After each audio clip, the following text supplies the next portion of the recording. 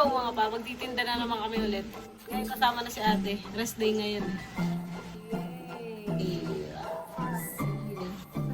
Ayun na nga mga par. Inuwi ko nga pala dito sa Santa Rosa yung mga sauce na ginagamit namin sa pagtitinda. Nga lang baka masira kapag hindi namin nilagay sa ref. Ito naman ang aking kapatid ay maaga nga pala naglaba at sasama nga daw siya sa pagtitinda. Nga pala mga par, nag-uuwian nga rin pala ako pakatapos namin magtinda. Mga nga nang may mga pasok ang pamangkin ko mga par. Bali umaalis nga rin pala ako sa bahay kapag nasundo ko na nga pala si Nathan. O baka mamayang gabi ay madaling araw na nga rin pala yung uwi ko. Mga nga nang nag-usap kami ni Ate Opel na alis 9 kami magsasara. Kahit naman lumagpas pa. O na nga rin pala ako magpapahinga sa kanila. Naliiwan ko na nga rin pala yung tricycle doon. Nga nang hassle kapag naalis ako ng tanghali. Medyo matraffic na rin kasi noon mga par. Magkukumute na nga rin pala ako pauwi sa Santa Rosa bukas. Pala mga par, pagdating nga pala namin dito sa aming pagpepwestuhan ay kaunti pa nga pala yung nakapwesto dito. Nga pala mga par, sabi nga pala ni tatay na katabi lang din namin dito ay kailangan maaga nga pala kayong pumwesto. Nga nang pauna-unahan nga rin pala dito mga par. Pala mga par ay nagdagdag na nga rin pala kami ng menu. Na naghahanap na nga rin pala dito ng hot coffee. Lamig kasi dito sa napagpwestuhan namin mga par. Kung magpapasyal kayo dito ay siguraduhin nyo nang may dala kayong mga jacket. Pero kung hindi naman kayo magtatagal dito ay okay lang din naman. Nagbabaon na nga rin pala kami ng aming makakain. Kahit papano ay makabawas-bawas rin sa gastusin. Itong sakto nga rin pala habang nakain kami ay nakita nga pala ni ate na may aratilis dito sa likod namin.